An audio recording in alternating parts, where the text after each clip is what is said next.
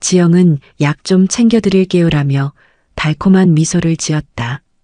이 약이면 훨씬 편해지실 거예요. 그 말의 의미를 아무도 모르고 있었다. 며느리가 편해질 거라고 준 이 약이 뭐지?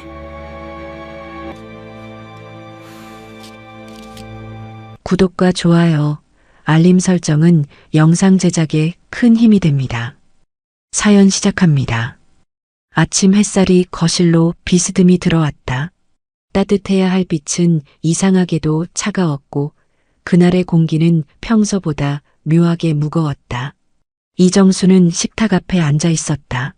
며느리 지영이 끓여온 된장찌개에서 희미한 쓴 냄새가 퍼졌다. 늘 갔던 냄새인데 그날은 어딘가 달랐다. 그녀는 수저를 들었다가 멈칫했다. 김이 피어오르는 그릇 안에서 뭔가 낯선 기운이 섞여 있었다. 어머니, 식기 전에 드세요. 오늘 아침엔 새 레시피로 해봤어요. 지영의 말투는 평소보다 부드러웠다. 너무 부드러워 오히려 불안했다. 정수는 천천히 미소를 지으며 고개를 끄덕였다. 그래, 맛있게 보이네.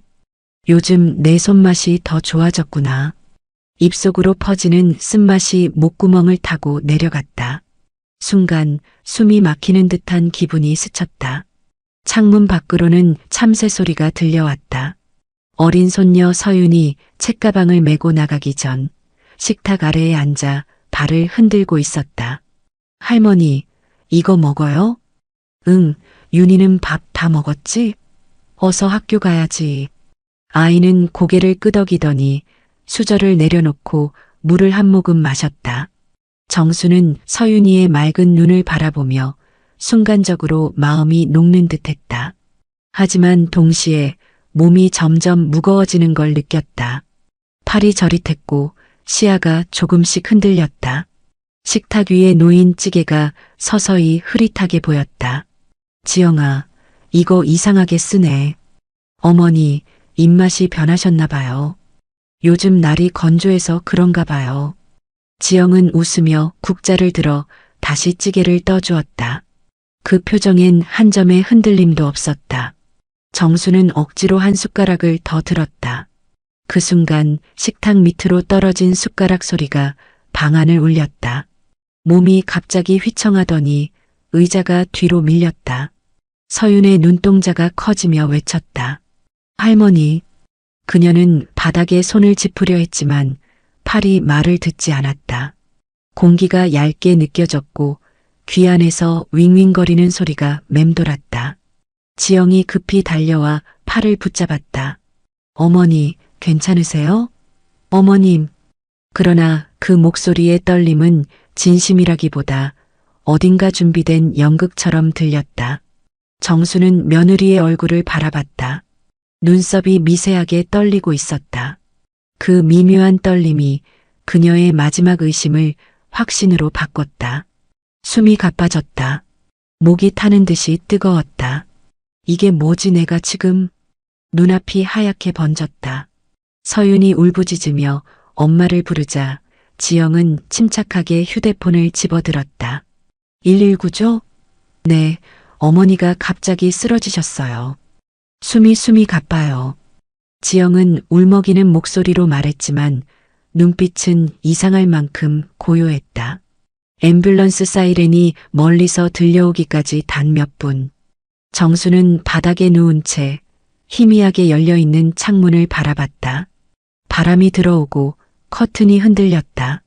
그 틈 사이로 햇살이 쏟아졌지만 온몸은 얼음처럼 식어갔다. 손끝이 떨렸고 입술이 바짝 말랐다. 서윤아 그 한마디가 마지막이었다.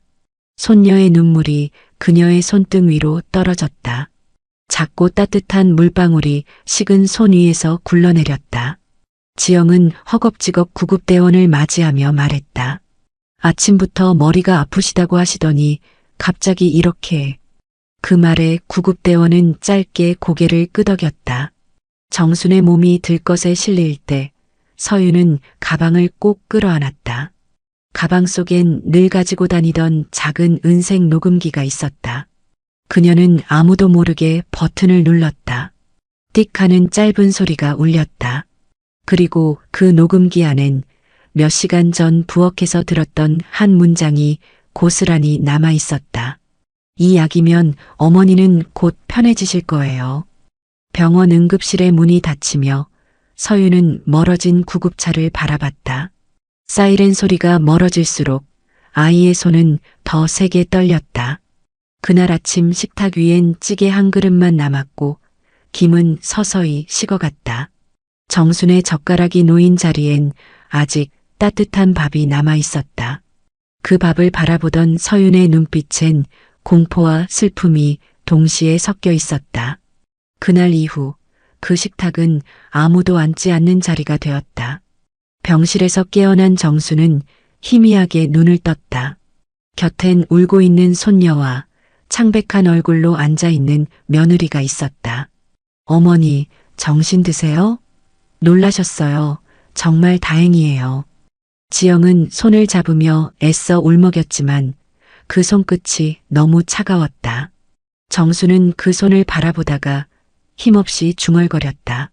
이게 내가 말한 편한 길이니. 눈물이 한 줄기 흘렀다. 그녀는 다시 눈을 감았다. 창문 너머로 봄의 햇살이 조용히 병실 안으로 스며들고 있었다. 하지만 그 빛은 이상하게도 차가웠다. 그날은 비가 오려는 듯 하늘이 잿빛으로 물들어 있었다. 정수는 새벽부터 부엌에 앉아 있었다. 쌀을 씻는 손끝이 유난히 느리게 움직였다. 물 위에 뜬 쌀겨가 동그랗게 돌다가 사라졌다. 그녀는 그것을 바라보다가 문득 한숨을 내쉬었다. 며느리 지영은 늘 그렇듯 정확한 시각에 부엌으로 들어왔다. 정돈된 앞치마, 말끔한 머리, 표정 하나 흐트러지지 않은 얼굴. 어머니, 오늘은 제가 아침 준비할게요. 어제도 늦게 주무셨잖아요. 괜찮다. 내가 움직여야 살지. 정수는 웃어 보였지만 어딘가 모르게 그 웃음은 기운이 없었다. 지영은 냄비를 꺼내더니 찌개를 끓이기 시작했다. 된장이 국물 속에서 풀리는 냄새가 부엌을 채웠다.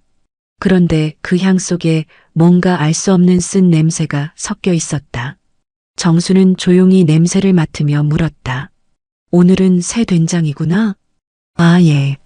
인터넷에서 산 거예요. 요즘 건강에 좋은 재래식이라네요.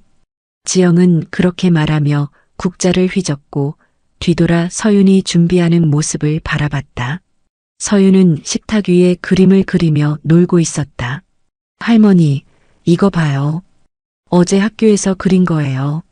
오, 윤희가 그린 거야? 나비가 날아가네. 예쁘다. 아이의 밝은 웃음 속에서도 정순의 마음 한켠은 묘하게 서늘했다. 며느리가 찌개를 덜어 그릇에 담는 순간 냄비 안에서 희미한 흰 가루가 살짝 일었다. 눈썹 사이로 스치는 그 장면은 너무 짧아서 혹시 착각일 수도 있었다. 지영아, 아까 넣은 건 뭐니? 된장 덩어리예요.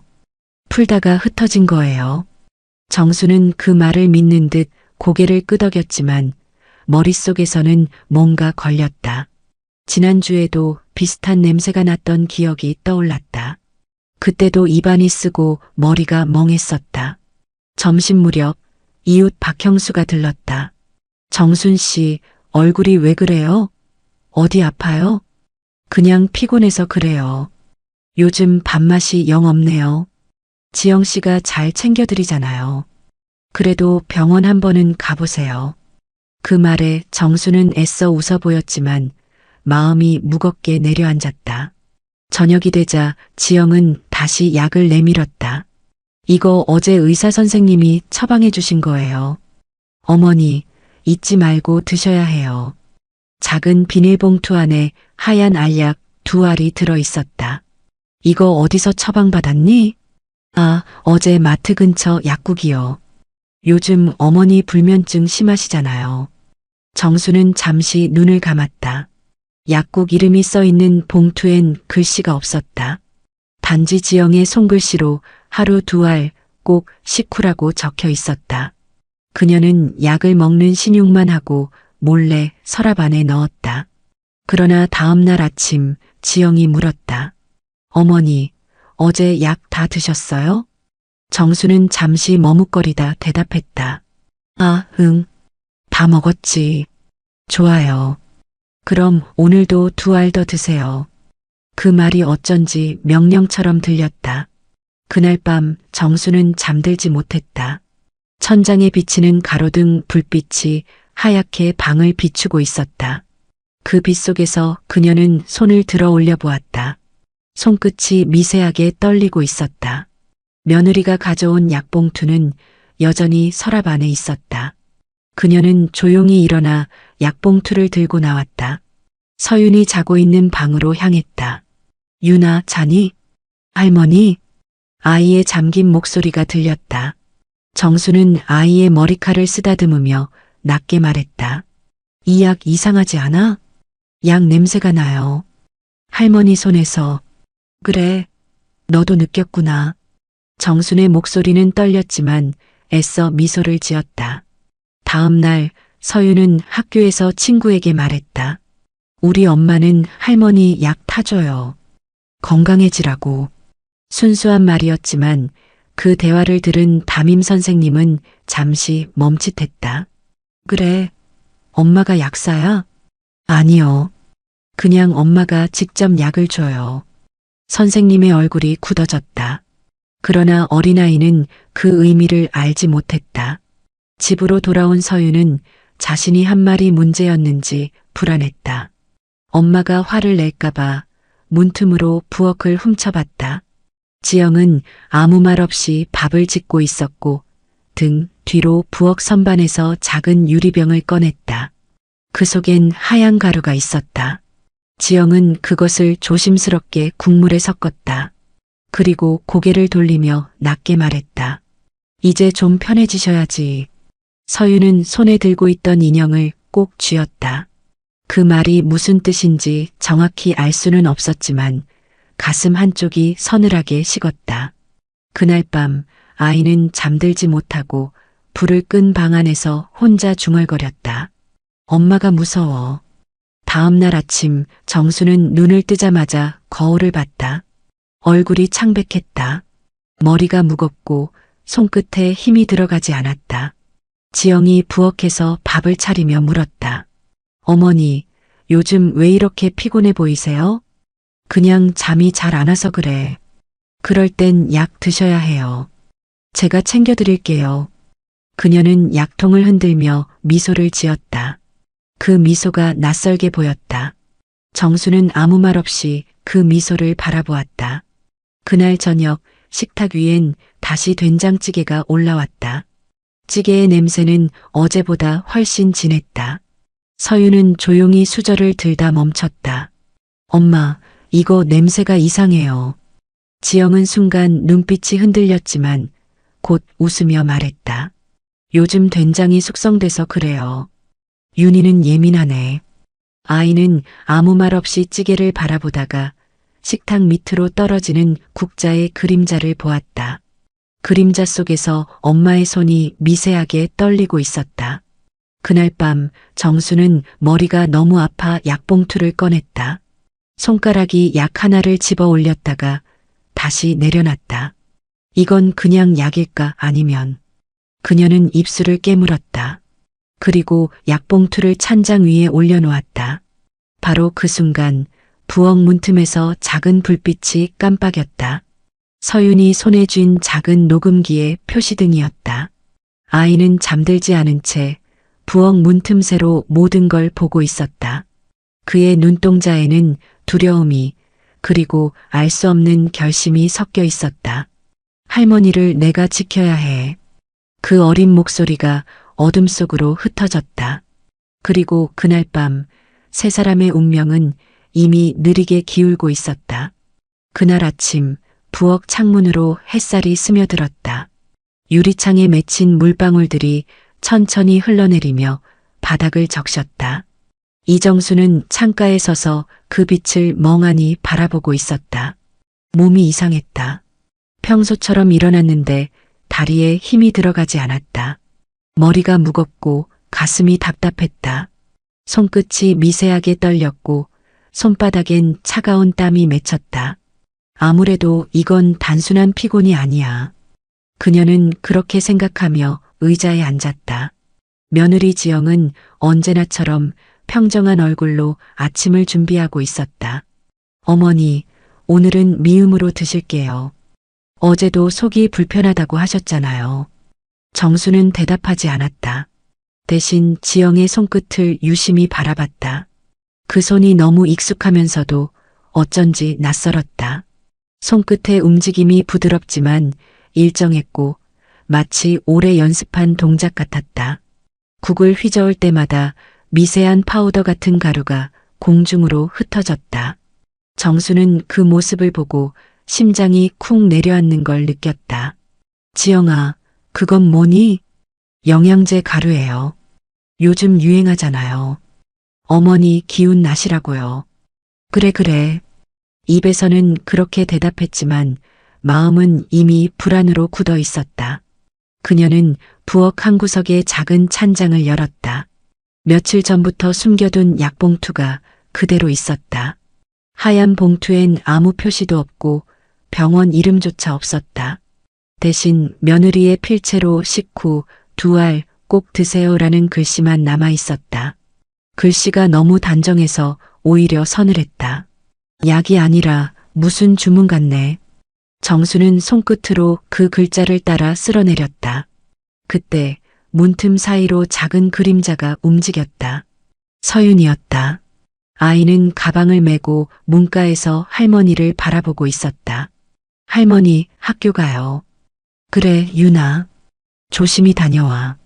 정수는 애써 웃었지만 아이가 떠난 문 쪽으로 시선이 오래 머물렀다.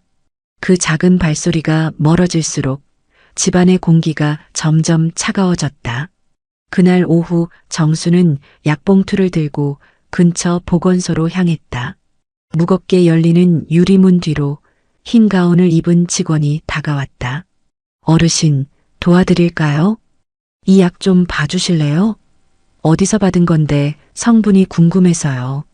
직원은 약을 들여다보더니 잠시 표정을 굳혔다. 이건 일반 영양제는 아닌데요. 수면제 성분이 강하네요.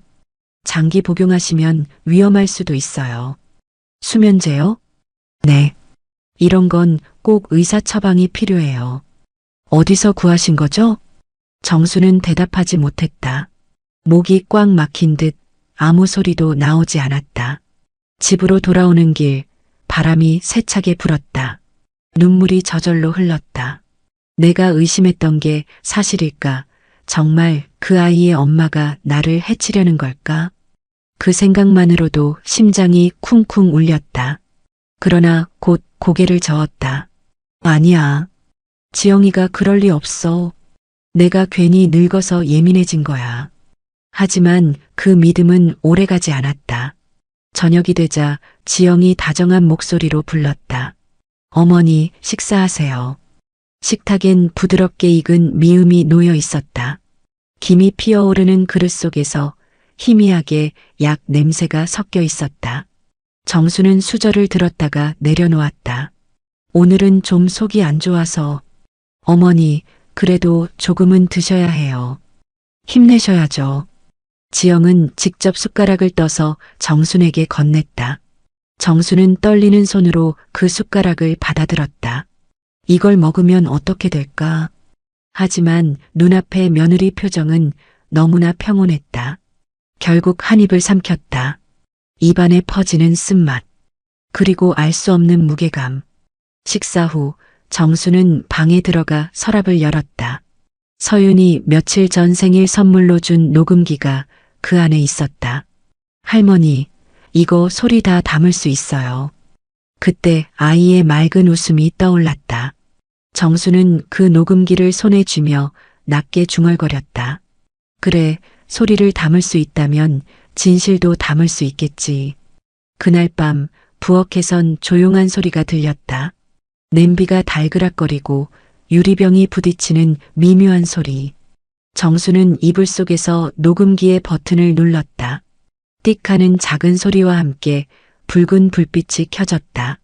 그 불빛이 천장에 희미하게 반사되어 방안을 붉게 물들였다.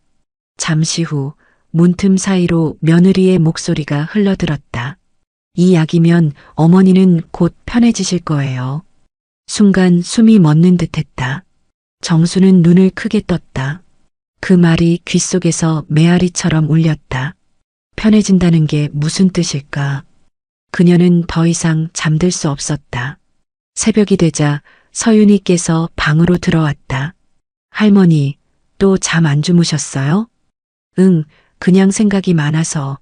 엄마가 어제 할머니 빨리 편해지신대요. 그게 무슨 뜻이에요?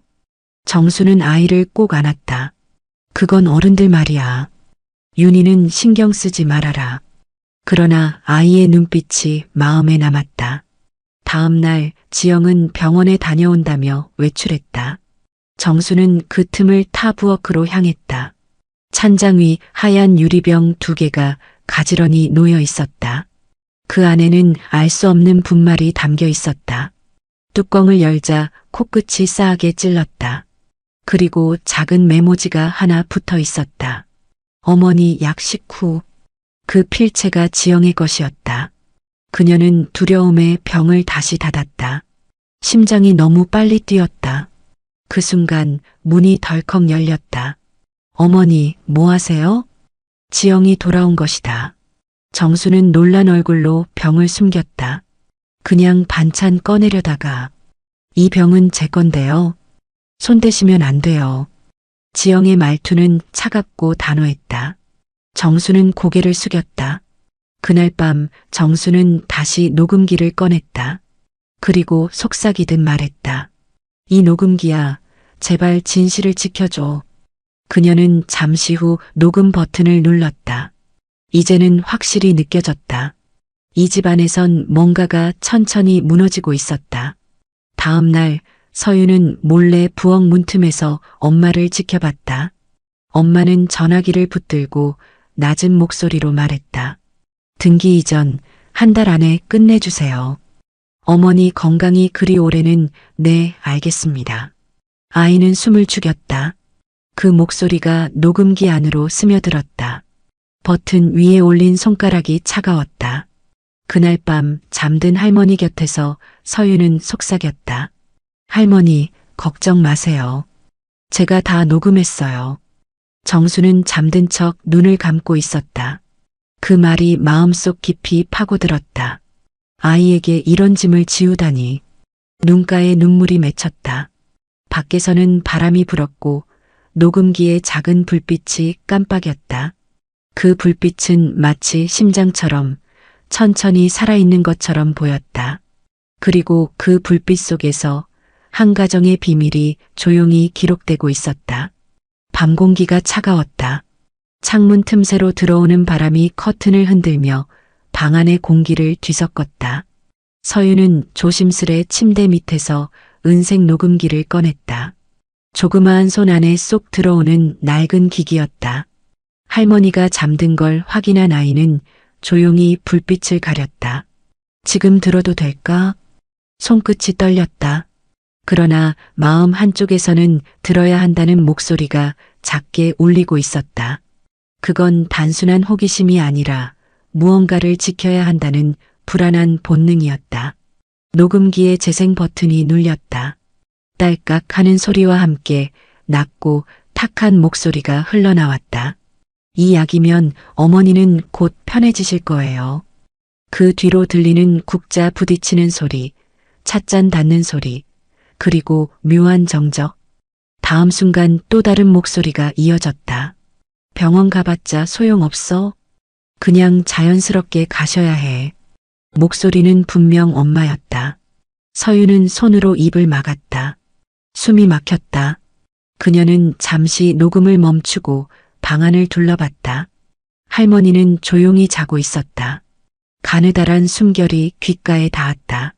이게 정말 엄마가 한 말이야? 다시 재생 버튼을 눌렀다. 이번엔 웃음소리가 들렸다. 그래도 너무 티나면 안 돼. 서서히 드시는 게 좋아. 언제쯤? 이번 달 아니면 충분해. 대화의 상대는 낯선 남자였다. 목소리가 낮고 거칠었다. 서유는 고개를 갸웃했다. 모르는 남자의 목소리가 엄마와 함께 있었다. 엄마가 누구랑 얘기하는 거지? 작은 속삭임이 공중에 흩어졌다. 그 순간 방문 손잡이가 살짝 돌아갔다. 서유는 재빨리 녹음기를 이불 밑에 숨겼다. 지영이었다. 유나, 아직 안 잤니? 응, 이제 자려고. 지영은 미소를 지으며 아이의 이마를 쓸어내렸다. 우리 윤희는 착하네. 할머니 잘 보살펴줘야 해. 알겠지? 그 말이 너무 다정해서 오히려 무서웠다. 서유는 대답 대신 고개만 끄덕였다. 지영은 불을 끄고 나갔다. 문이 닫히자 아이는 천천히 숨을 내쉬었다. 불빛이 꺼진 방 안에서 녹음기의 작은 표시등이 희미하게 깜빡였다. 그 붉은 점이 마치 살아있는 듯 느껴졌다. 아이의 가슴은 두근거렸고 손바닥엔 땀이 흘렀다. 그날 밤 서유는 거의 잠들지 못했다. 귀 안에서 자꾸 엄마의 목소리가 맴돌았다. 이번 달 아니면 충분해. 그 말이 반복될수록 아이는 자신이 뭔가 큰일을 알아버렸다는 걸 직감했다. 다음 날 아침 정수는 평소보다 더 힘이 없어 보였다. 얼굴이 창백했고 눈빛이 자꾸 흐려졌다. 서유는 밥을 먹다가 숟가락을 내려놓았다. 할머니, 오늘은 약 먹지 마세요. 정수는 놀란 듯 손녀를 바라봤다. 왜 그러니, 유나? 그냥요. 약이 싫어요. 그 순간 부엌에서 지영의 시선이 날카롭게 꽂혔다. 유나, 그런 말 함부로 하면 안 돼. 정수는 말없이 밥그릇을 내려놓았다. 그녀의 마음속엔 이미 무언가가 무너지고 있었다. 오후가 되자 지영은 외출을 준비했다. 화장대 앞에 앉아 화장을 고치며 휴대폰으로 누군가와 통화를 했다. 서유는 방문 틈으로 그 모습을 지켜봤다. 네, 어머니 상태요? 아직 버티시네요. 오늘 약은 조금 더 진하게 해야겠어요. 엄마의 입술에서 흘러나온 그 문장에 아이의 손끝이 얼어붙었다. 진하게? 그녀는 다시 녹음기를 켰다. 그 음성이 그대로 저장되었다. 이번엔 확신이 들었다. 엄마가 진짜 나쁜 일을 하고 있어. 해가 지고 어둠이 내려왔다. 정수는 소파에 앉아 있었다. 지영이 들고 온 찻잔이 그녀 앞에 놓였다. 이거 드세요. 몸에 좋아요. 정수는 손을 떨며 찻잔을 들었다. 그 안에 약간의 흰색 가루가 떠 있었다. 이게 뭐니? 인삼가루예요. 어머니, 걱정 마세요. 그래, 고맙다. 하지만 정수는 마시지 않았다. 찻잔을 입가에 댄 채 그 냄새만 맡았다. 쓴맛이 확 올라왔다. 이건 인삼이 아니야. 그녀는 찻잔을 식탁 아래로 살짝 내려놓았다. 그 순간 서윤이 문틈에서 눈을 반짝였다. 아이의 손엔 녹음기가 쥐어져 있었다. 엄마와 할머니의 대화가 그대로 기록되고 있었다. 인삼가루라니 냄새가 이상하구나. 요즘 건강식품 냄새가 다 그래요. 익숙해지실 거예요.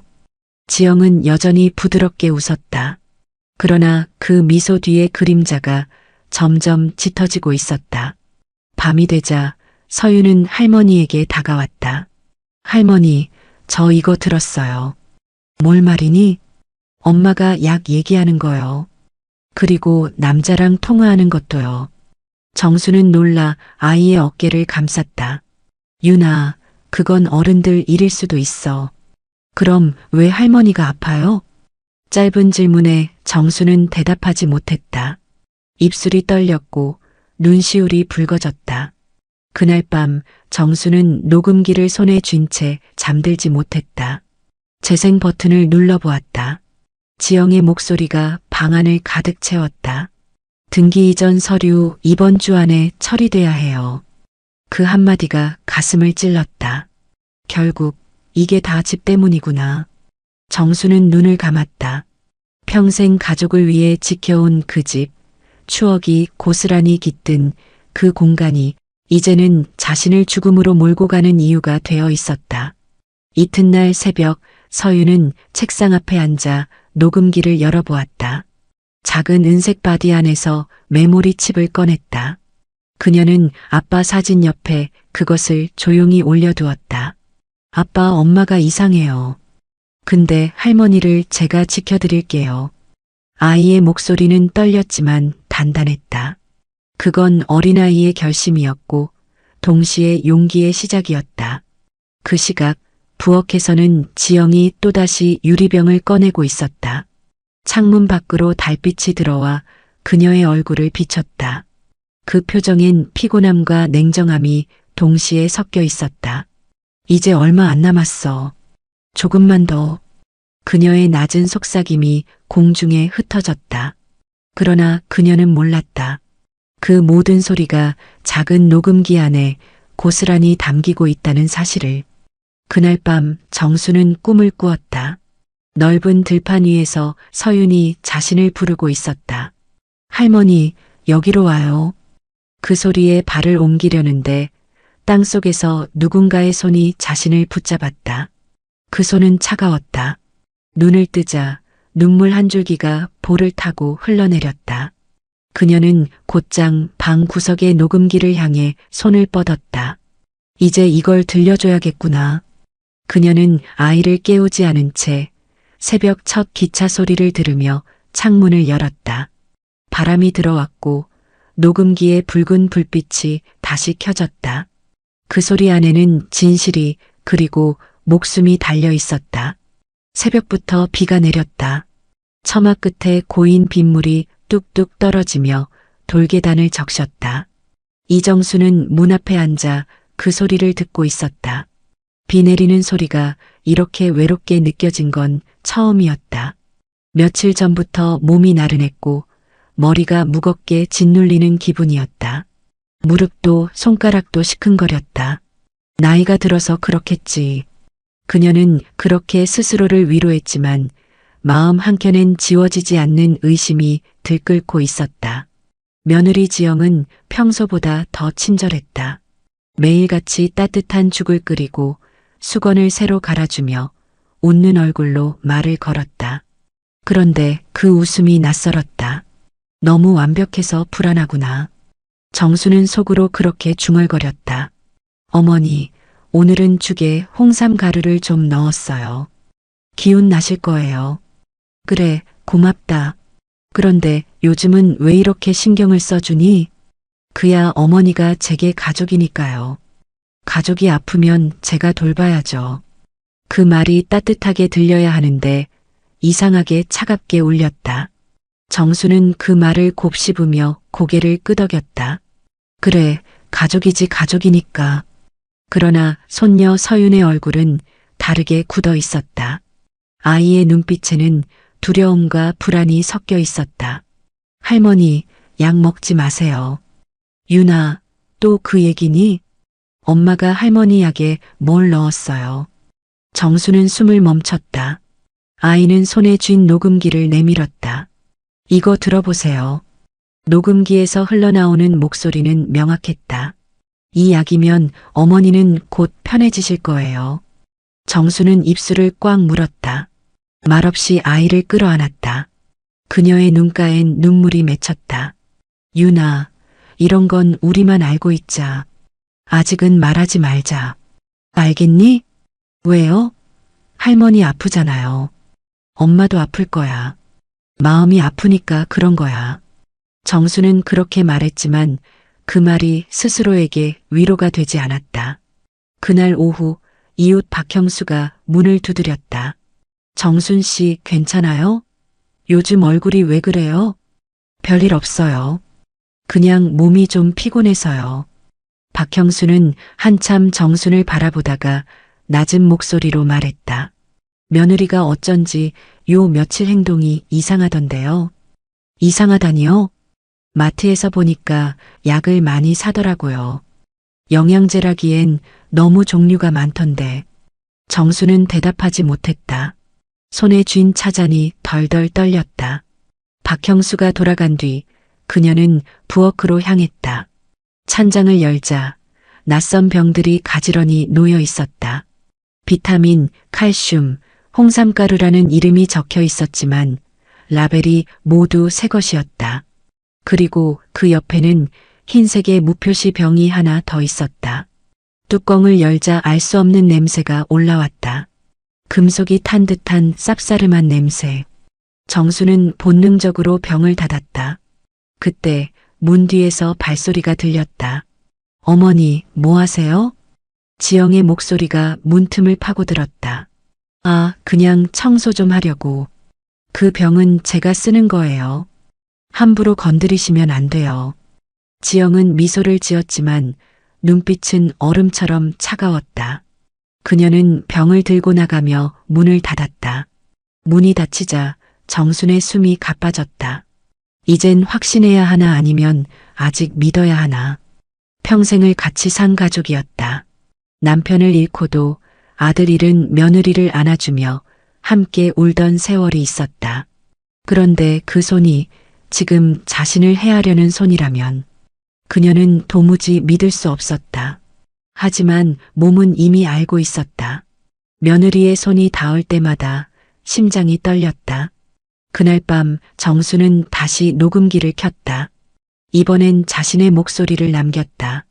이정순, 73. 나는 지금 두렵다. 내 며느리가 나를 아프게 하는 것 같다. 혹시 내가 사라지면 이걸 꼭 들어줘야 한다. 그녀의 목소리는 낮고 차분했지만 떨림이 담겨 있었다. 다음 날 아침 서윤은 학교를 가기 전 할머니를 꼭 안았다. 할머니, 엄마가 무서워요. 괜찮아. 윤희는 아무 걱정하지 마. 할머니가 다 해결할게. 정수는 아이의 머리를 쓰다듬었다. 그 손끝이 애틋하게 떨렸다. 그날 오후 지영은 새로운 옷을 입고 외출 준비를 했다. 거울 앞에서 립스틱을 바르며 휴대폰을 들었다. 네, 집은 제 명의로 하기로 했어요. 잔금만 처리하면 돼요. 그 목소리를 거실에서 우연히 들은 정수는 눈을 감았다. 가슴속이 시커멓게 타들어갔다. 결국 이게 목적이었구나. 그녀는 냉장고 문을 열었다. 며느리가 늘 챙겨주던 죽이 들어 있었다. 뚜껑을 열자 희미한 약 냄새가 풍겼다. 정수는 숟가락을 들어 한번 냄새를 맡았다. 이젠 더는 못 속이겠지. 그녀는 숟가락을 내려놓았다. 그리고 찬장을 향해 걸어갔다. 거기엔 며칠 전 보건소에서 받은 쪽지가 있었다. 수면제 과다 복용 위험. 절대 장기 복용 금지. 그 문구를 읽는 순간 심장이 쿵 내려앉았다. 저녁이 되자 지영은 웃으며 식탁에 앉았다. 어머니, 오늘 기분 좀 어떠세요? 글쎄다. 하루하루가 다르구나. 그래도 이젠 좀 편해지셔야죠. 그 말이 귀에 꽂혔다. 편해지셔야죠. 그 말 속엔 묘한 냉기가 깃들어 있었다. 식사 후 서윤이 조용히 방으로 들어갔다. 정수는 아이를 따라 들어가 속삭였다. 윤아, 혹시 내일 학교에서 내 선생님께 우리 이야기를 해줄 수 있겠니? 응? 무슨 얘기요? 그냥 내가 들은 이야기. 엄마랑 할머니 얘기. 서윤은 잠시 망설이다가 고개를 끄덕였다. 네. 할머니가 원하신다면요. 그날 밤 정수는 방 불을 끄고 누웠다. 눈을 감았지만 머릿속엔 온통 지영의 얼굴이 떠올랐다. 웃고 다정하고 부드럽던 그 얼굴이 어느새 낯선 그림자로 변해 있었다. 그녀는 스스로에게 물었다. 내가 틀린 걸까? 정말 내가 예민한 걸까? 하지만 다음 순간 머리맡의 녹음기에서 붉은 불빛이 깜빡였다. 그 불빛이 방안을 천천히 비추며 벽을 타고 흘렀다. 그건 마치 아니야, 틀리지 않았어라고 말하는 듯했다. 창밖에서는 여전히 빗소리가 들려왔다.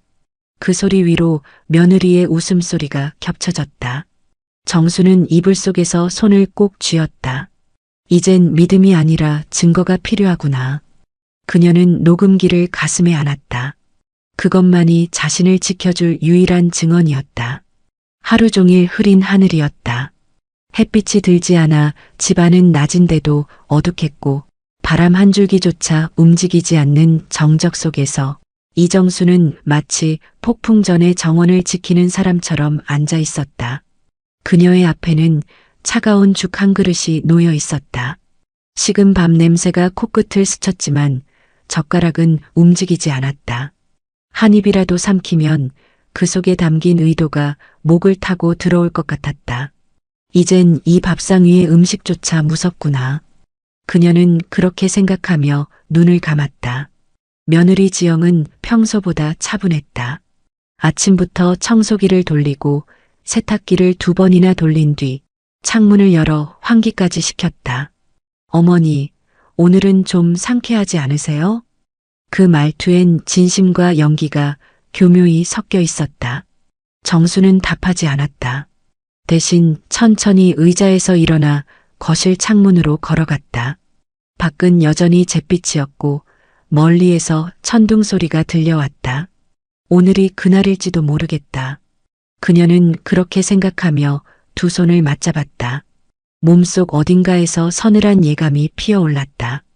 그날 오후 이웃 박형수가 다시 찾아왔다. 손에는 갓 구운 호빵이 들려 있었다. 정순 씨, 이거 좀 드세요.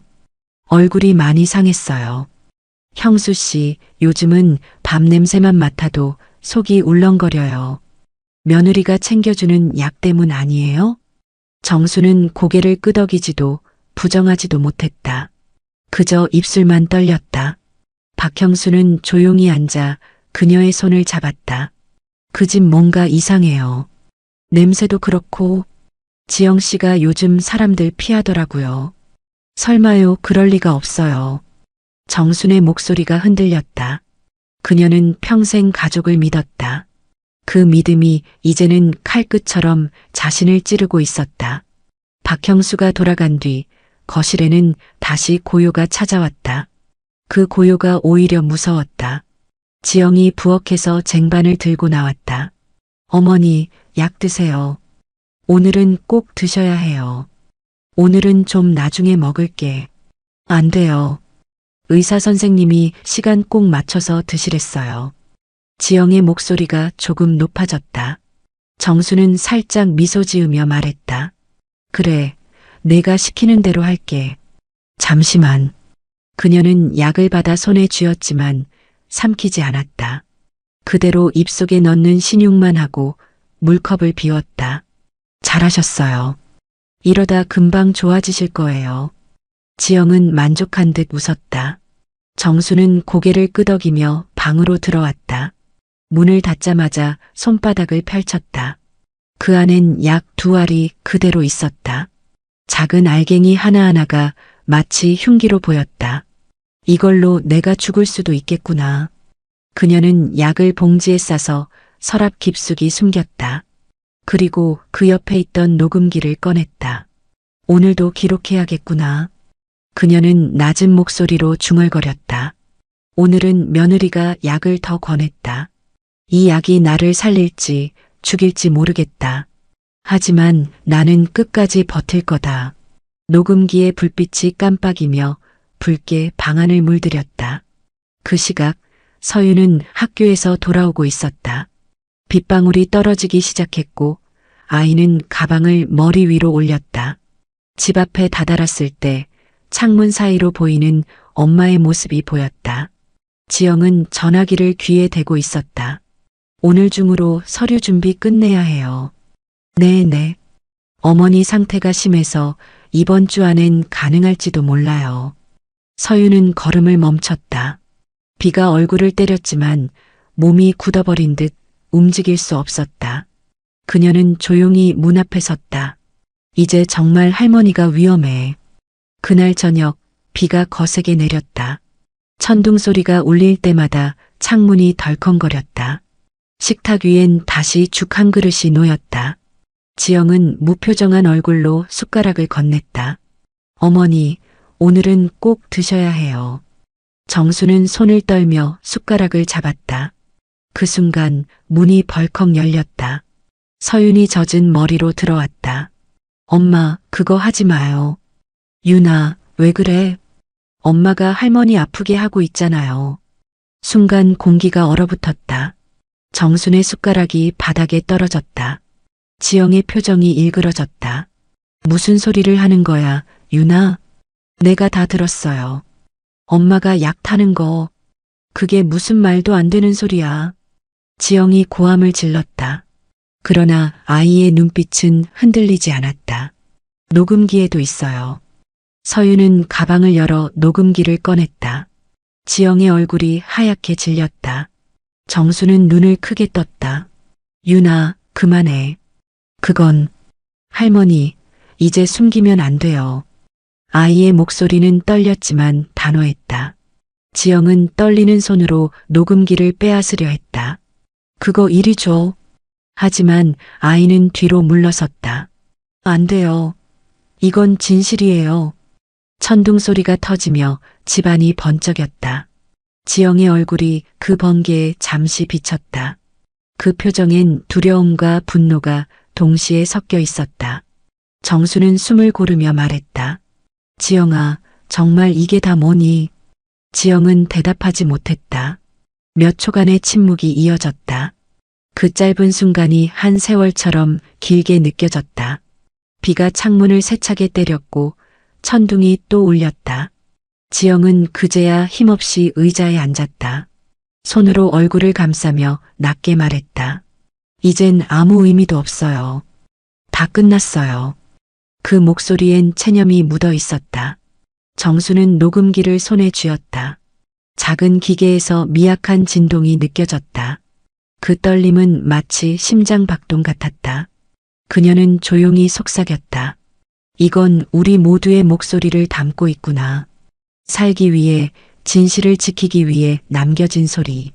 바깥의 폭우는 점점 거세졌다. 지붕 위를 두드리는 빗소리가 포화처럼 쏟아졌다. 방 안의 공기가 짙게 눌렸고 세 사람의 숨소리만 들렸다. 그날 밤은 유난히 길었다. 바람이 멎지 않았고 비는 쉬지 않았다. 세 사람의 운명은 그 폭풍 속에서 조용히 흔들리고 있었다. 그날 아침 하늘은 맑았지만 공기는 유난히 무거웠다. 밤새 폭우가 쏟아졌던 탓인지 거리엔 아직 물웅덩이가 남아 있었다. 서윤은 신발 끝이 젖는 것도 신경 쓰지 않은 채 학교로 향했다. 가방 안에는 작고 낡은 녹음기가 있었다. 그 무게가 평소보다 훨씬 무겁게 느껴졌다. 마치 자신이 들고 가는 것이 단순한 기계가 아니라 한 사람의 생명 같았다. 교실 문 앞에 들어서자 친구들의 웃음소리가 들려왔다. 오늘 발표 대회래. 누가 제일 잘할까? 서윤은 아무 대답도 하지 않았다. 손을 꼭 쥔 채 자리에 앉았다. 담임 선생님, 정민이 교탁 위에 서서 미소를 지었다. 자, 우리 모두 기다리던 가족 이야기 발표 시간이에요. 각자 준비한 내용을 자신 있게 들려주세요. 학생들이 하나둘 앞으로 나와 발표를 시작했다. 아빠의 직업 이야기, 엄마의 음식 이야기, 반려동물 이야기. 모두 밝고 따뜻했다. 하지만 서윤의 얼굴은 창백했다. 발표 순서가 다가올수록 심장이 빨리 뛰었다. 정말 이걸 해야 할까? 엄마가 알면 할머니가 괜찮을까? 수백 번 고민했지만 마음속에서 들려오는 또 다른 목소리가 있었다. 유나, 진실을 말해야 한다. 그래야 누가 다치지 않아. 그건 할머니의 목소리였다. 다음은 서윤이 발표해 볼까요? 담임의 부름에 교실이 조용해졌다. 서윤은 천천히 자리에서 일어섰다. 가방 안에서 은색 녹음기를 꺼냈다. 아이들의 눈이 호기심으로 반짝였다. 저는 가족 이야기를 하려고요. 목소리가 작게 떨렸다. 그런데 이건 조금 다른 이야기예요. 서윤은 녹음기의 버튼을 눌렀다. 딸깍. 교실 안에 웅성거림이 멎었다. 잠시의 정적 후 익숙한 목소리가 스피커를 통해 울렸다. 이 약이면 어머니는 곧 편해지실 거예요. 순간 공기가 멈췄다. 몇몇 아이들이 서로의 얼굴을 바라봤다. 조금만 더 넣으면 돼. 이번 주 안엔 끝날 거야. 서윤의 손이 떨렸다. 이건 우리 엄마 목소리예요. 그 한마디에 교실이 술렁였다. 선생님의 얼굴에서 미소가 사라졌다. 정민은 조심스레 아이에게 다가갔다. 서윤아, 이게 무슨 뜻이니? 엄마가 할머니 약에 뭘 넣어요? 할머니가 아파요. 그래서 이걸 들려드리려고요. 선생님은 즉시 교무실로 향했다. 서윤은 그 자리에서 울음을 참았다. 주변의 아이들은 말없이 서윤을 바라봤다. 누군가는 놀란 눈으로, 누군가는 두려운 눈빛으로. 하지만 서윤의 얼굴엔 후회가 없었다. 그녀는 이미 알고 있었다. 이제 이 일이 집안에서만 끝날 수 없다는 걸. 한편 집에서는 지영이 불안한 마음으로 거실을 서성이고 있었다. 서류를 봉투에 넣으며 스스로를 다독였다. 이제 곧 끝나. 이제 편해질 거야. 그러나 그 순간 휴대전화가 울렸다. 학교에서 걸려온 번호였다. 네, 서윤이 어머니시죠? 잠시 학교로 와주시겠어요? 담임의 목소리는 차분했지만 단호했다. 지영의 손에서 봉투가 바닥으로 떨어졌다. 속 안에 서류가 쏟아지며 발치에 흩어졌다. 그 위로 쓰여 있던 글자들 소유권 이전 계약서. 학교 복도로 달려온 지영은 아이들을 뚫고 교실로 들어섰다. 그곳엔 서윤과 담임 그리고 교감이 있었다. 테이블 위에는 녹음기가 놓여 있었다. 담임이 조용히 말했다. 이게 사실인가요? 지영은 아무 말도 하지 못했다. 얼굴이 창백하게 질려 있었다. 이건 오해야요. 아이가 잘못 들은 거예요. 그런데 목소리가 선생님 목소리예요. 그 말에 지영의 어깨가 무너졌다. 눈빛이 허공을 헤맸다. 잠시 침묵이 흘렀다. 서윤은 엄마를 바라봤다. 엄마, 왜 그랬어요? 할머니가 엄마 아파서 대신 울었잖아요. 지영의 입술이 떨렸다. 넌 몰라, 넌 아무것도 몰라. 그래도 거짓말은 나빠요. 아이의 말이 칼처럼 가슴에 꽂혔다. 그 순간 지영의 무릎이 툭 꺾이며 바닥에 주저앉았다. 미안해, 미안해, 유나. 그녀의 울음소리가 교실에 울렸다. 경찰이 도착한 건 그로부터 1시간 뒤였다. 지영은 아무 말 없이 경찰의 손에 이끌려 교실 밖으로 걸어갔다. 아이들은 조용히 그 모습을 지켜봤다. 서윤은 교탁 앞에 서서 고개를 숙였다. 담임은 아이의 어깨를 감싸며 말했다. 서윤아, 잘했어. 내가 용기 냈구나. 무서웠어요. 그래도 말해야 할 것 같았어요. 그래, 진실은 말해야 하니까. 그날 오후 경찰은 집으로 향했다. 정수는 부엌 의자에 앉아 있었다. 문이 열리고 경찰관이 들어왔다. 이정수님 맞으시죠? 며느님 관련해서 몇 가지 확인이 필요합니다. 정수는 아무 말 없이 고개를 끄덕였다. 지영이 들어오자 두 사람의 시선이 마주쳤다. 눈빛이 서로를 베었다. 어머니. 그 한마디에 정순의 눈가가 흔들렸다. 왜 그랬니, 지영아? 내가 널 딸처럼 생각했는데. 지영은 대답하지 못했다. 그저 눈을 감은 채 눈물을 흘렸다. 서윤은 멀찍이 서서 그 장면을 바라봤다. 창문 너머로 햇살이 스며들었다. 비가 그치고 처음 나타난 햇빛이었다. 아이는 손에 쥔 녹음기를 바라봤다. 작은 기계가 이렇게 큰 일을 할 줄은 몰랐다. 그녀는 속삭였다. 할머니, 이제 됐어요. 아무도 할머니 못 아프게 해요. 정수는 아이를 껴안았다. 그 품은 따뜻했지만 눈물이 멈추지 않았다. 세상에 알려진 진실은 더 이상 되돌릴 수 없었다. 그럼에도 불구하고 그날의 폭로는 모두의 삶을 바꾸었다. 경찰차 문이 닫히고 지영이 차 안으로 들어갔다. 창문 사이로 그녀의 눈빛이 마지막으로 비쳤다. 그 눈빛 속엔 후회와 안도가 섞여 있었다. 그리고 입술이 천천히 움직였다. 고맙다, 유나. 차가 출발하자 정수는 하늘을 올려다봤다. 짙은 먹구름이 걷히며 맑은 하늘이 드러났다. 그녀의 손엔 여전히 녹음기가 쥐어져 있었다. 붉은 표시등은 꺼져 있었지만 그 안에는 모든 진실이 남아 있었다. 그 소리들은 이제 세상의 증언이 되어버렸다. 비가 그친 다음 날 마을엔 맑은 햇빛이 내리쬐었다. 그러나 그 집의 공기만큼은 여전히 싸늘했다. 어제까지 사람들의 웃음소리가 들리던 골목은 조용했고 길가의 고양이조차 발소리를 죽인 채 지나갔다. 경찰차 2대가 정순의 집 앞에 멈춰섰다. 차문이 열리고 수사관들이 내렸다. 그들이 신발을 벗고 들어서는 순간 마루의 나무가 삐걱 소리를 냈다. 정수는 식탁 앞에 앉아 있었다. 그녀의 눈앞에는 며느리 지영이 있었다. 양손은 수갑으로 묶여 있었고 얼굴은 새하얗게 질려 있었다. 이정수님, 조서의 확인 서명을 부탁드립니다. 수사관이 조심스레 말을 건넸다.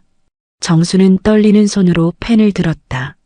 약물 혼합시도, 상해, 미수, 그리고 고의성. 익숙하지 않은 단어들이 그녀의 눈앞을 스쳐 지나갔다. 그녀는 끝내 글씨를 다 읽지 못한 채 펜을 내려놓았다. 지영은 눈을 내리깔고 있었다. 그녀의 손목을 잡고 있던 수갑이 빛을 받아 반짝였다. 정수는 천천히 입을 열었다. 지영아, 넌 왜 그랬니? 내가 널 얼마나 믿었는데. 지영은 아무 대답도 하지 않았다. 눈가에서 눈물이 한 줄기 흘러내렸다. 어머니, 저도 살고 싶었어요. 그녀의 목소리는 거의 들리지 않았다. 살고 싶어서 사람을 아프게 했니? 정순의 말은 차분했지만 그 안엔 슬픔이 응축되어 있었다. 지영은 고개를 숙였다. 처음엔 그냥 수면제였어요. 잠만 좀 더 주무시게 하려 했어요. 근데 이상하게 점점 그게 두렵지 않게 됐어요. 그녀는 말을 잇지 못하고 울음을 터뜨렸다. 정수는 손으로 입을 막았다. 가슴속에서 울음이 북받쳤지만 꾹 참았다. 방 한쪽에서 서윤이 조용히 지켜보고 있었다. 아이의 손에는 여전히 그 녹음기가 쥐어져 있었다. 이제는 손때가 묻어 반짝이지도 않는 낡은 기계였다. 그 녹음기 속에는 엄마의 목소리와 할머니의 울음이 함께 들어 있었다. 서윤은 그것을 꼭 끌어안았다. 경찰관이 지영의 어깨를 잡았다. 이동하시죠. 지영은 마지막으로 정순을 바라봤다. 어머니 죄송해요. 근데요, 제가 어머니 미워한 적은 없어요. 그냥 너무 버거웠어요. 정순의 눈빛이 흔들렸다. 그녀는 며느리의 얼굴을 바라보다가 낮게 말했다. 그래, 나도 알아. 우린 다 버거웠지. 하지만 그럴수록 더 붙잡아야 했단다. 경찰이 며느리를 데리고 나가자 문이 닫히며 집안에 정적이 흘렀다. 그 고요가 오히려 폭풍보다 무겁게 느껴졌다. 정수는 주저앉았다. 바닥에 떨어진 약봉투를 손끝으로 쓸어 올렸다. 그 안엔 아직도 몇 알의 약이 남아 있었다. 그녀는 봉투를 들고 주방 쓰레기통에 버렸다. 약이 떨어지는 소리가 유난히 크게 들렸다. 할머니. 서윤이 다가와 팔을 잡았다. 엄마 이제 우리 안 만나요? 정수는 대답하지 않았다. 그저 아이를 끌어안았다. 유나, 엄마는 잘못했지만 그래도 엄마야. 우리가 미워하면 안 돼. 근데 할머니 아프게 했는데요. 사람은 누구나 아프단다. 엄마도 나도 그리고 너도. 다만 어떤 사람은 그 아픔을 잘못된 길로 흘려보낼 뿐이야. 그녀의 손이 아이의 머리카락을 쓰다듬었다. 서윤은 그 품속에서 조용히 울었다. 밖에서는 카메라 플래시가 터지고 기자들의 목소리가 들렸다. 피의자 가족분 계십니까? 정순 어머니, 한 말씀만 부탁드립니다. 그녀는 대답하지 않았다. 창문을 닫고 커튼을 쳤다. 세상과의 문을 닫는 것 같았다. 잠시 후 마을 사람 몇이 집 앞에 모였다. 저 집에 무슨 일 있었대? 며느리가 시어머니 약에 뭐 넣었다나 봐. 세상 말세야. 저렇게 점잖던 사람이. 속삭임이 담벼락 너머로 스며들었다. 정수는 그 소리를 들으며 창가에 서 있었다. 그녀의 얼굴엔 분노보다 피곤이 먼저 자리하고 있었다. 밤이 되자 집안은 다시 고요해졌다. 서유는 할머니 곁에서 잠들었다. 정수는 아이의 얼굴을 바라보다가 창문을 열었다. 차가운 공기가 들어왔다. 달빛이 마루를 희미하게 비췄다. 그 빛 아래 식탁 위에 놓인 녹음기가 있었다. 붉은 불빛이 깜빡이며 여전히 작동 중이었다. 그녀는 천천히 녹음기를 들어 올렸다. 삐하는 소리와 함께 지영의 목소리가 흘러나왔다. 어머니, 이 약이면 편해지실 거예요. 그 뒤로 울음, 그리고 경찰의 목소리, 서윤의 외침. 정수는 눈을 감았다. 이제 그만하자. 그녀는 버튼을 눌러 녹음을 멈췄다. 그리고 두 손으로 녹음기를 가만히 감쌌다. 이건 증거가 아니라 기억이야. 우리 모두 잘못했지만 이건 그래도 사랑이 있었던 이야기로 남겨야겠지. 그녀는 녹음기를 장롱 깊숙이 넣었다. 그 안에는 이미 오래된 사진 한 장이 있었다. 아들, 며느리, 손녀가 함께 웃던 시절의 가족사진. 정수는 사진을 꺼내어 오래 바라봤다. 사진 속 지영은 환하게 웃고 있었다. 그 미소가 거짓이었을까? 아니면 삶이 그렇게 만든 걸까? 그녀는 사진을 조용히 제자리에 두었다. 그날 밤 잠들기 전 정수는 아이에게 속삭였다. 유나, 오늘부터는 꿈속에서도 무서운 일은 없을 거야. 정말요? 그래. 왜냐하면 진실은 이제 다 말해졌으니까. 서유는 고개를 끄덕였다. 그 작은 고개 끄덕임 속엔 어린아이답지 않은 단단함이 있었다. 밖에서는 다시 바람이 불기 시작했다. 이번엔 어제와 달리 따뜻한 바람이었다. 정수는 눈을 감은 채 그 바람 소리를 들었다. 그 바람은 누군가의 죄를 데려가고 또 다른 새벽을 준비하는 듯했다. 그녀의 눈가에서 한 줄기 눈물이 흘렀다. 하지만 이번 눈물은 아픔이 아니라 안도에 가까웠다. 모든 게 끝난 후 세상은 아무 일도 없던 듯 흘러갔다.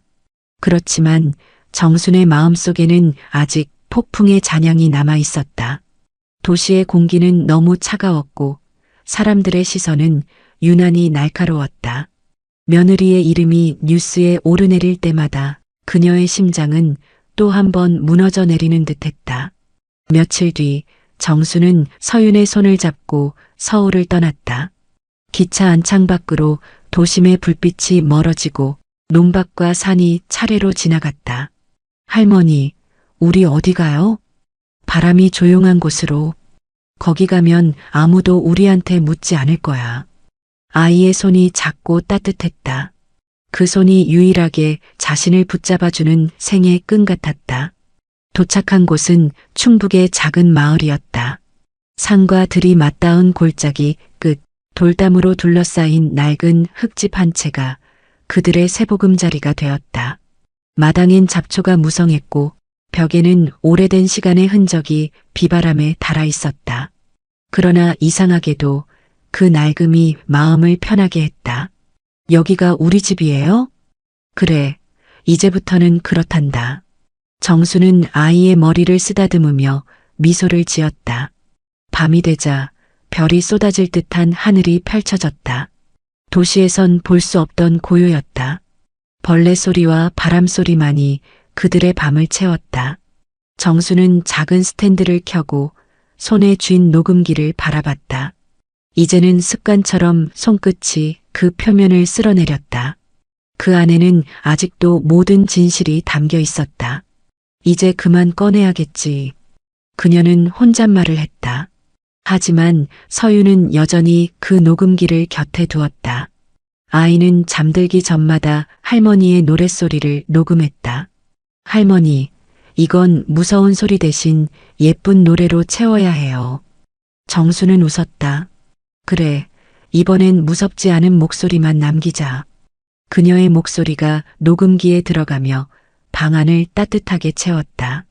며칠이 흘러 정수는 마을 사람들에게 조금씩 얼굴을 비추기 시작했다. 동네 할머니들이 장터에 모여 앉아 담소를 나누고 있었다.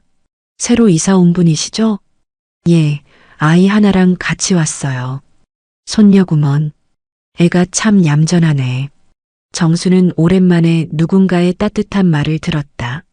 그 짧은 대화가 이상하게 위로가 되었다. 밤마다 정수는 마루에 앉아 먼 산을 바라봤다. 그 산 너머 어딘가엔 지영이 있었다. 철창 너머에서 어떤 마음으로 하루를 버티고 있을까? 그녀는 여전히 미워할 수도 완전히 용서할 수도 없었다. 미움과 연민이 하루에도 12번씩 교차했다.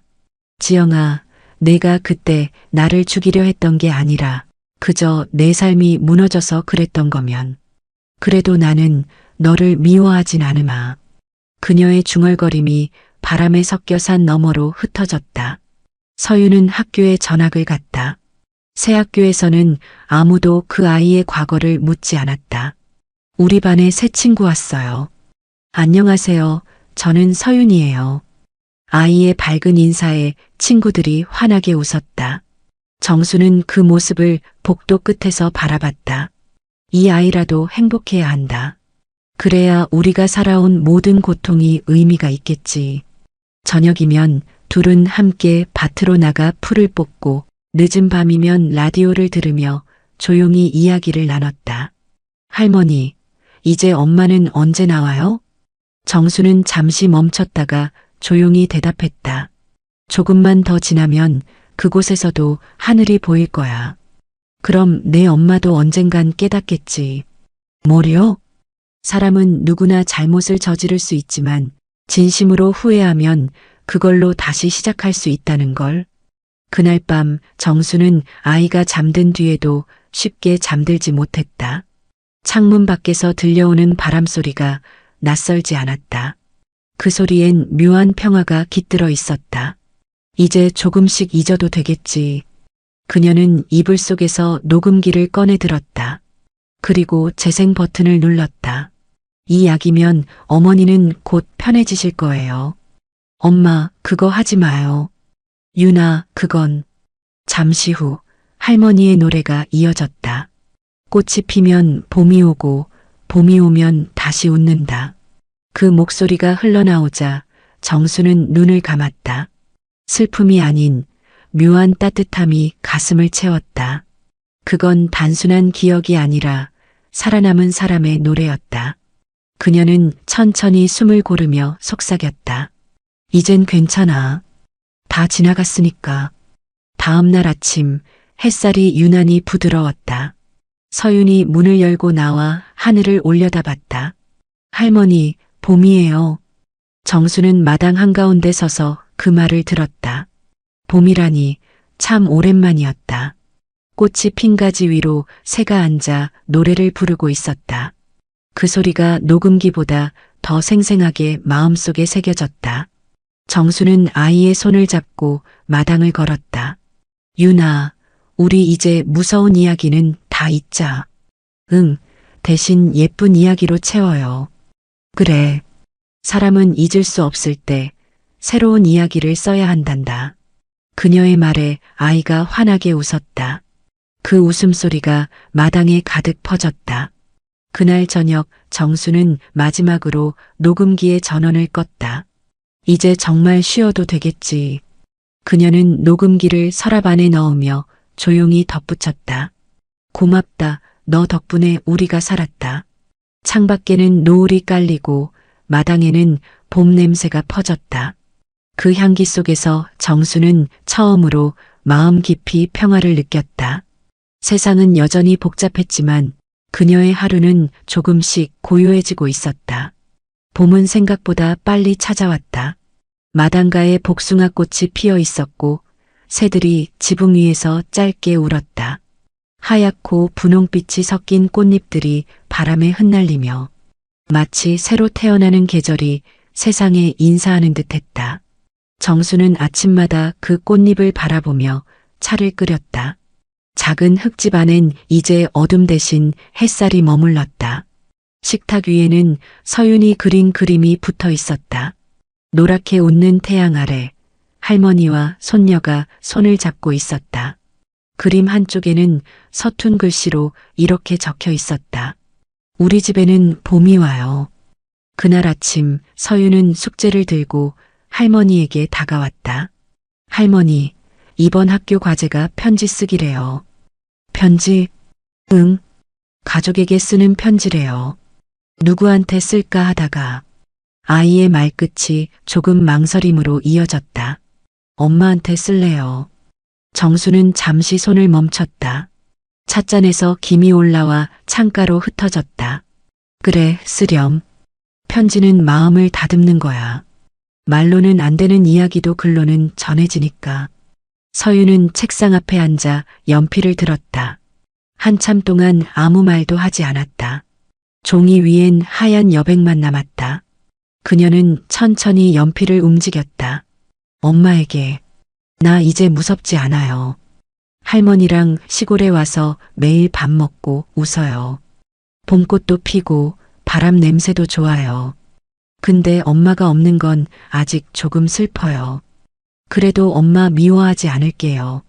나 커서 사람 살리는 일 할 거예요. 그러니까 엄마도 아프지 말아요. 할머니가 말했어요. 사람은 다시 시작할 수 있다고. 편지를 다 쓴 아이는 고개를 들었다. 정수는 조용히 옆에 앉아 있었다. 그녀의 눈가에는 눈물이 맺혀 있었지만 미소를 띠고 있었다. 잘 썼네, 유나. 참 예쁜 편지다. 할머니, 엄마가 이거 읽을까요? 그럼. 세상엔 편지가 닿지 않는 곳이 없어. 언젠가는 꼭 닿게 되어 있단다. 며칠 뒤 정수는 읍내 우체국으로 향했다. 낡은 버스가 언덕길을 천천히 올라갔다. 차창 밖으로는 초록빛 들판이 펼쳐져 있었다. 우체국 안은 한산했다. 그녀는 조심스레 봉투를 창구 위에 올려두었다. 수신 서울구치소 윤지영 수용자 앞. 손으로 쓴 그 글씨는 단단했고 떨림이 없었다. 이 편지 꼭 전해주셔야 해요. 정순의 말에 직원은 고개를 끄덕였다. 예, 어르신. 걱정 마세요. 우체국 문을 나서며 정수는 하늘을 올려다봤다. 새 한 마리가 길게 울며 멀리 날아갔다.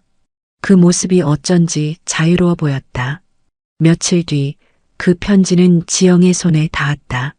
회색빛 교도소 담장 사이 창문으로 들어온 봄 햇살이 책상 위로 떨어졌다. 지영은 봉투를 열었다. 안에 들어있던 편지를 꺼내 한 줄 한 줄 읽기 시작했다. 처음엔 손이 떨렸고 중간쯤엔 글씨가 흐릿해졌다.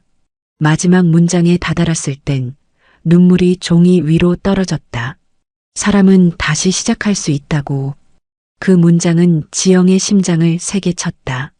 그녀는 얼굴을 두 손으로 가렸다. 울음이 터져 나왔다. 이제껏 자신이 울어온 수많은 날들이 전부 후회로만 가득했는데 이번 눈물은 이상하게 따뜻했다. 그날 저녁 교도소 안 공장동에서는 식사 후 봉사활동 시간이 있었다. 지영은 조용히 손을 들었다. 저 주방 쪽 일 좀 해보고 싶습니다. 요리요? 교도관이 물었다. 네. 밥을 짓고 싶어요. 밥은 거짓말 안 하니까요. 그녀의 대답은 단호했다. 이후로 지영은 하루도 빠짐없이 식당 일을 맡았다. 쌀을 씻고 국을 끓이고 반찬을 담았다. 누군가는 말없이 그녀를 지켜보다 고개를 끄덕였다. 그녀의 손끝엔 다시 생기가 돌고 있었다. 며칠 후 정수는 교도소에서 온 전화를 받았다. 이정수님이시죠? 윤지영 수용자 면회 신청이 들어왔습니다. 정수는 잠시 말을 잃었다. 네, 갈게요. 면회실 유리창 너머에서 지영은 고개를 숙였다. 정수는 오래 침묵하다가 먼저 입을 열었다. 편지 읽었니? 네, 어머니. 윤희가 쓴 거야. 나는 한 글자도 고치지 않았단다. 지영은 눈을 들었다. 아이 글씨가 제 손보다 더 단단했어요. 그녀의 눈에서 또 눈물이 떨어졌다. 정수는 유리창에 손을 올렸다. 그녀의 손끝이 투명한 유리를 사이에 두고 며느리의 손과 맞닿았다. 지영아. 네. 사람은 말로 죽이기도 하지만 말로 살리기도 한단다. 너도 누군가의 말로 다시 살아날 수 있을 거야. 지영은 울음 섞인 웃음을 지었다. 그럼 저도 누군가의 밥으로 다시 시작해 볼게요. 그래. 그게 좋겠구나. 면회가 끝나고 돌아서던 정수는 하늘을 바라봤다. 구치소 담장 너머로 복숭아꽃이 흩날리고 있었다. 그녀는 조용히 중얼거렸다. 편지는 결국 마음이 도착하는 길이었구나. 며칠 뒤 시골집 우편함에 또 한 통의 편지가 도착했다.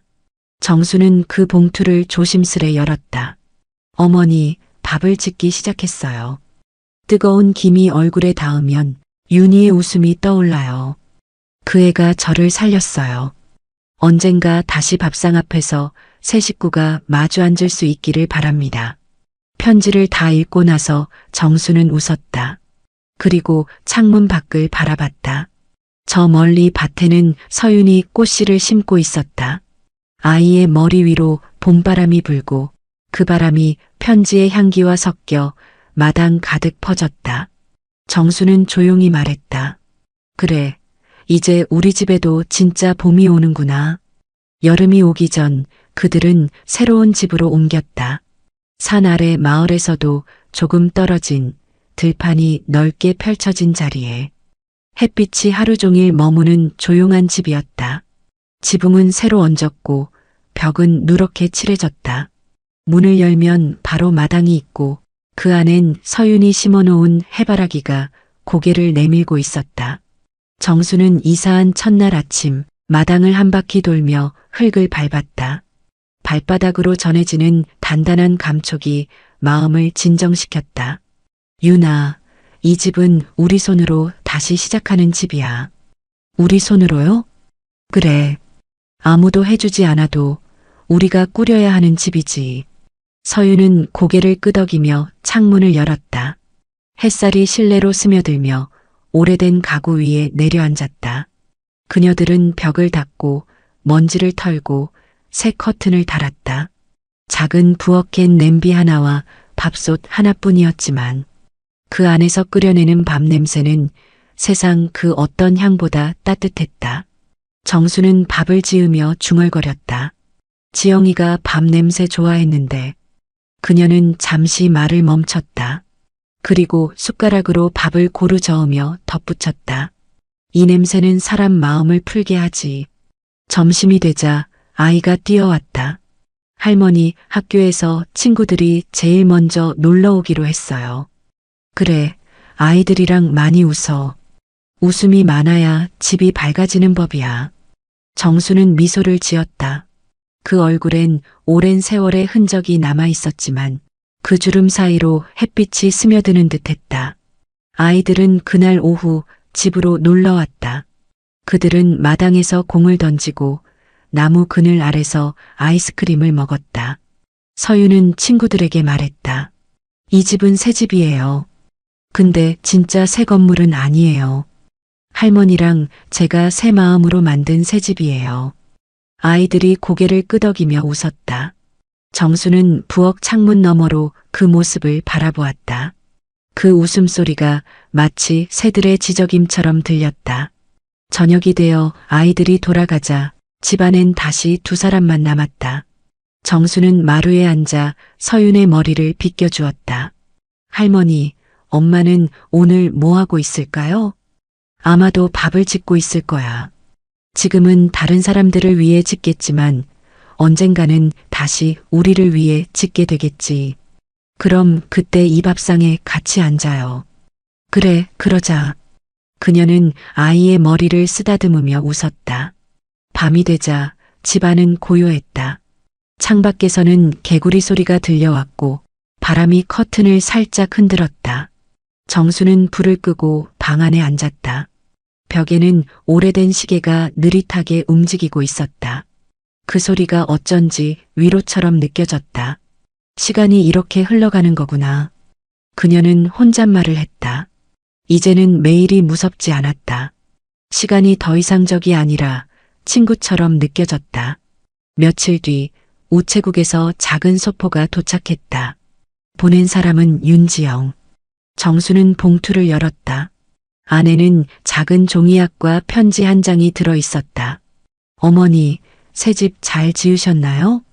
저는 교도소 안에서 종이약을 접으며 하루하루를 견디고 있어요. 윤희의 편지 덕분에 저는 다시 사람의 냄새를 맡게 됐어요.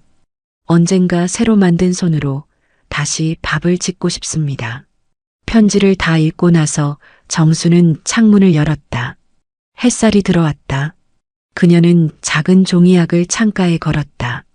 바람이 불 때마다 그 학이 흔들렸다. 서윤이 달려와 물었다. 할머니, 그건 뭐예요? 엄마가 보낸 새란다. 감옥에서도 봄이 오면 이렇게 날 수 있대. 정말요? 그럼 우리도 하나 만들어요. 그래, 많이 만들자. 그날 오후 두 사람은 색종이를 꺼내 학을 접었다. 빨강, 파랑, 노랑 각기 다른 색의 종이가 손끝에서 생명을 얻었다. 서윤은 웃으며 말했다. 이거 다 모아서 1000개 만들면 소원이 이뤄진대요. 우리 소원은 뭔데? 엄마랑 다시 밥 먹는 거요. 정수는 눈시울이 붉어졌지만 웃었다. 그럼 1000개보다 더 많이 접자. 시간은 그렇게 흘렀다.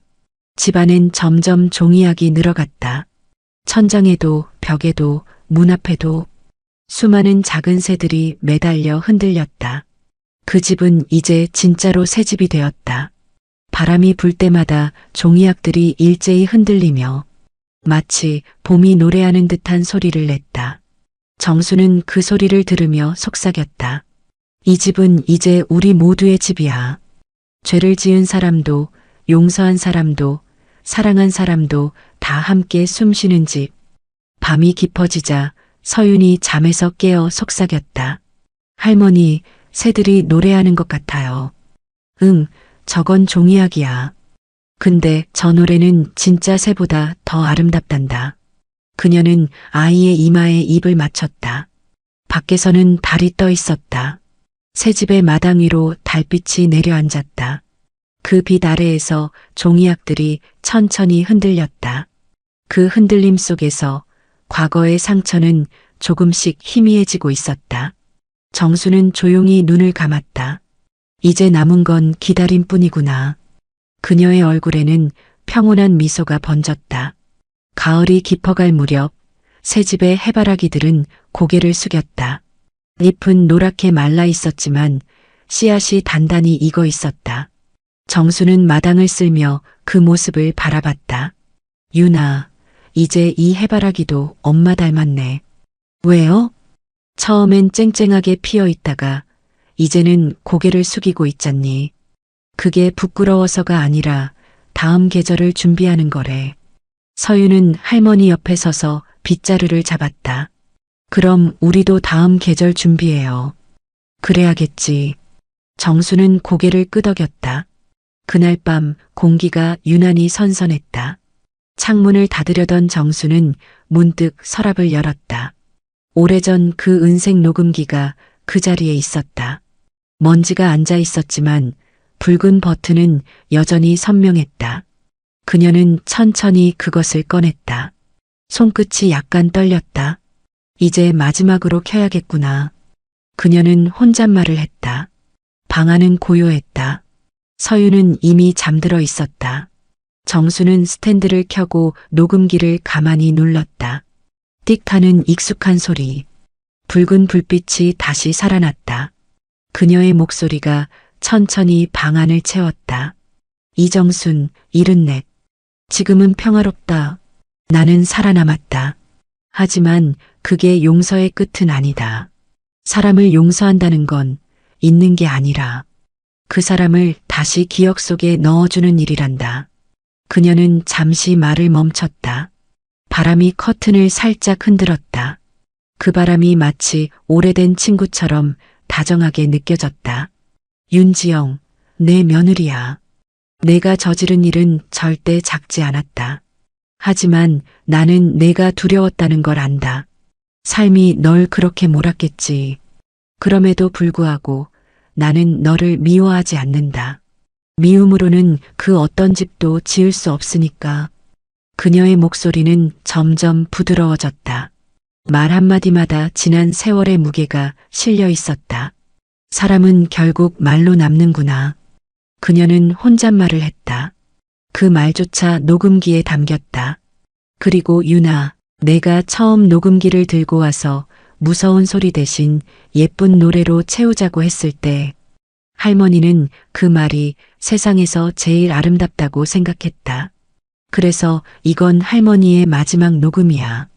내가 커서 이 소리를 듣는다면 그땐 미움보다 사랑을 먼저 배우길 바란다. 그녀는 버튼을 누르지 않고 그대로 한참을 앉아 있었다. 스탠드 불빛 아래에서 그녀의 주름진 손등이 따뜻하게 빛났다. 그 순간 서윤이 방에서 깨어나왔다. 할머니, 아직 안 주무셨어요? 응, 그냥 조금 이야기하고 있었어. 혼자랑요? 정수는 미소를 지었다. 이 녹음기랑. 할머니 또 녹음했어요? 그래, 근데 이번엔 다른 이야기야.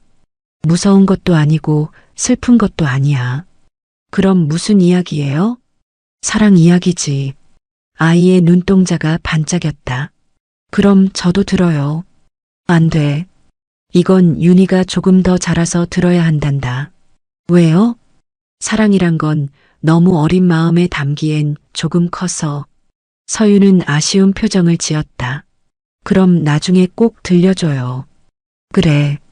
약속하마. 아이는 다시 잠으로 돌아갔다. 정수는 녹음기를 손에 쥔 채 스탠드를 껐다. 방 안은 어둡고 조용했다. 바깥에서 귀뚜라미 소리가 들려왔다. 그녀는 천천히 눈을 감았다. 이제 내 이야기는 다 했구나. 그녀의 입가에는 평온한 미소가 번졌다. 며칠 후 새벽녘. 서윤은 눈을 떴다. 방 안은 조용했다. 할머니가 자고 있는 줄 알고 다가갔지만 그녀의 손에는 여전히 녹음기가 쥐어져 있었다. 붉은 불빛은 꺼져 있었다. 그러나 정순의 얼굴엔 고요한 웃음이 남아 있었다. 그 웃음은 세상의 모든 고통을 품은 듯 그리고 동시에 놓은 듯 했다. 장례는 조용히 치러졌다.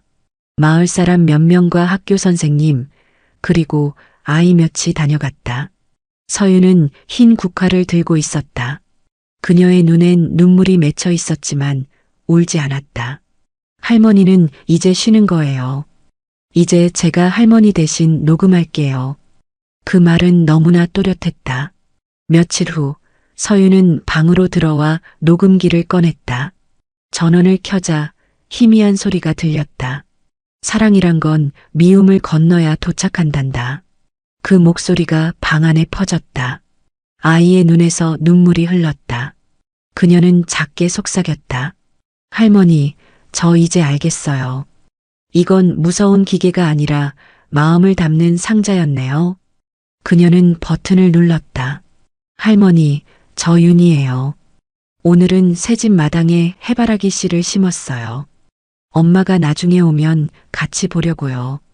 그리고 할머니 사랑해요. 이건 우리 가족의 새 이야기예요. 붉은 불빛이 다시 켜졌다. 그 불빛은 예전보다 더 따뜻했고 오래 머물렀다. 그 작은 불빛이 밤하늘의 별처럼 깜빡였다. 창밖으로 바람이 불었다.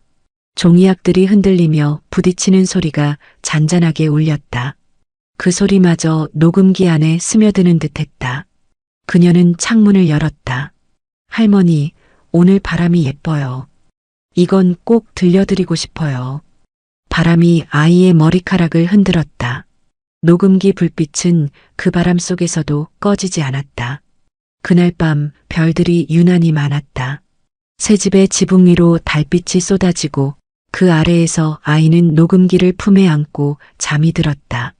기계 속 어딘가엔 할머니의 목소리가 그리고 손녀의 웃음소리가 함께 담겨 있었다. 시간이 흘러도 그 소리는 사라지지 않을 것이다. 오늘 이야기 마음에 조금이라도 남으셨다면 구독과 좋아요 눌러주세요. 당신의 작은 손길이 다음 이야기를 이어가는 큰 힘이 됩니다. 알림 설정까지 해두시면 다음 사연도 따뜻하게 찾아갈게요.